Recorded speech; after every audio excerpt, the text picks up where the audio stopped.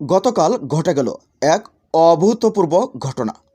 বিএনপির চেয়ারপারসনের কার্যালয়ে দলটির ভারপ্রাপ্ত চেয়ারম্যান তারেক রহমানের সাথে এক সৌজন্য সাক্ষাতে মিলিত হয় জামায়াতের আমির ডাক্তার শফিকুর রহমান। কিন্তু এই সাক্ষাৎ কি শুধু নিছক একটা সাক্ষাৎ? না, এই সাক্ষাৎ নিছক কোনো সাক্ষাৎ না। এই সাক্ষাৎ বলে দিচ্ছে যে নির্বাচনের পরও ঐক্যবদ্ধতার এক বাংলাদেশ দেখতে যাচ্ছে এ জাতি। এমনকি এই সাক্ষাতের মধ্য দিয়ে উঠে এসেছে যে নির্বাচনের পর যারাই ক্ষমতায় যাক না কেন একটা জাতীয় সরকার গঠন করা হতে পারে। বাংলাদেশের রাজনৈতিক ইতিহাসের এক আপসীর নাম মরহুমা বেগম খালেদা জিয়ার ইন্তেকালে গভীর শোক প্রকাশ এবং শোকসপ্ত পরিবারের সমবেদনা জানাতে যায় জামায়াত আমির ডাক্তার শফিকুর রহমান এবং শোক বয়ে স্বাক্ষরও করেন আমিরে জামায়াত। সে সময় আমিরে জামায়াত এবং বিএনপির ভারপ্রাপ্ত চেয়ারম্যান তারেক রহমান একই রকম চেয়ারে একই জায়গায় বসেন এবং বিএনপির নেতা ও জামায়াতের নেতাকর্মীরা একই স্টাইলে একই জায়গায় বসেন। সেখানে কোনো ভেদাভেদ ছিল না।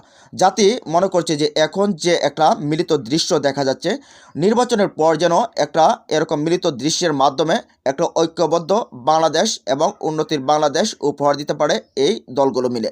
ডাক্তার শফিকুর রহমান বলেন, মরহুমা বেগম খালেদা জিয়া এদেশের মানুষের অধিকার রক্ষায় যে ত্যাগ স্বীকার করেছেন তা এদেশের ইতিহাসে এক উজ্জ্বল উদাহরণ হয়ে থাকবে। আমরা পরম করুণাময় আল্লাহর কাছে তার রুহের মাগফিরাত কামনা করছি এবং তাকে জান্নাতুল ফেরদৌসের উচ্চ মাকাম দান করার দোয়া করছি। সুখের এই মুহূর্তে দেশের গণতন্ত্রকামী মানুষের ঐক্যবদ্ধ থাকা প্রয়োজন। মরহুমা বেগম খালেদা জিয়া ঐক্যের যে পাটাতন তৈরি করে দিয়ে গেছেন, আমরা যেন বাংলাদেশের সাথে সেই ঐক্য সামনের দিকে নিয়ে এগিয়ে যেতে পারি। সেই বৈঠকে দুই দলের প্রধান দুই নেতা এই আলাপ করেন যে আগামী নির্বাচনের পর যারাই ক্ষমতায় যাবে তারাই একটা নতুন বাংলাদেশ উপহার দিবে জাতিকে। সেই বাংলাদেশ হবে ঐক্যবদ্ধতার বাংলাদেশ, একত্রে মিলেমিশে জাতিকে অন্তত আরও 5টি বছর যাতে উপহার দিতে পারে।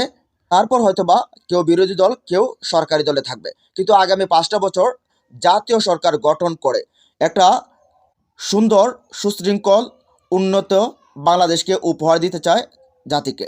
আর এই প্রস্তাবটা তারেক রহমানের কাছে জামায়াতের আমির নিজে বলছেন। তিনি বলছেন, আমরা যদি ক্ষমতায় যাই তাহলে আপনাদেরকে নিয়ে আমরা একটা ঐক্যবদ্ধ জাতীয় সরকার গঠন করতে চাই, যে জাতীয় সরকারে আমরা মিলেমিশে সবাই থাকব। এদেশে হানাহানি মারামারি কোনো কিছুই আমরা হতে দেব না। যখন আমিরে জামাত ডাক্তার শফিকুর রহমান এই প্রস্তাব দেন তখন তারেক রহমানও রাজি হয়েছেন। তিনিও বলছেন যে ঐক্যবদ্ধ স্বার্থে আমরা নিজেরা হানাহানি না করে, নিজেরা ঝামেলা না করে আমরা বরঞ্চ একত্রে একটা জাতীয় সরকার গঠন করে বাংলাদেশকে একটা সুশৃঙ্খল জাতি ও আমরা উন্নত একটা বাংলাদেশ গড়তে চাই। দেখেন বিষয়টা কে অভূতপূর্ব দৃশ্য এমনটা দাঁড়িয়েছে। যদি এমনি কোনো সময় প্রেস ব্রিফিংয়ে কথা বলতো আমিরে জামাত ডাক্তার শফিকুর রহমান, তখন ছাত্রদল বা বিএনপির নেতাকর্মীরা সেই পোস্টের নিচে হা হা রিয়েক্ট দিয়ে ভরে দিত। আবার যদি বিএনপির ভারপ্রাপ্ত চেয়ারম্যান তারেক রহমান কোনো কিছু বলতো প্রেস ব্রিফিংয়ে, তখন তারেক রহমানের সেই পোস্টের নিচেও হা হা রিয়েক্টের যেন বন্যা বয়ে যেত।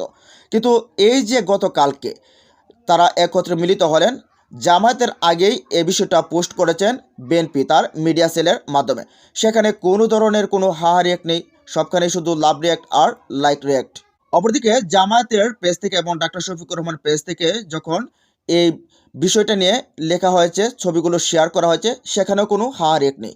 যেন এক দলেরই তারা একত্রে বসে প্রেস রিলিজ করছেন। কত সুন্দর দৃশ্য! এরকম দৃশ্য তো বাংলাদেশ দেখতে চায়।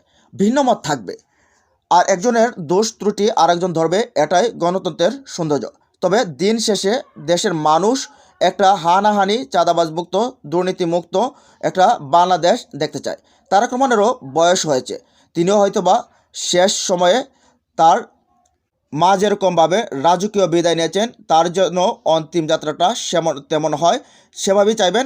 দেশে আধিপত্যবাদ বিরোধী এবং ফেসিবাদ বিরোধী নেতা হয়ে উঠবেন এবং সবাইকে মিলেমিশে নিয়ে একত্রে একটা সরকার গঠন করে জাতির বুকের মধ্যে অবস্থান নেবেন। দেশের স্বার্থে এবং জাতির স্বার্থে তারা ঐক্যবদ্ধ হওয়া খুবই জরুরি। নির্বাচনের পরও আমরা এরকম দৃশ্য দেখতে চাই। প্রিয় দর্শক, এই বিষয়গুলো নিয়ে আপনাদের মতামত কি জানিয়ে দিন কমেন্ট বক্সে। ভালো থাকুন, সুস্থ থাকুন, আল্লাহ হাফেজ।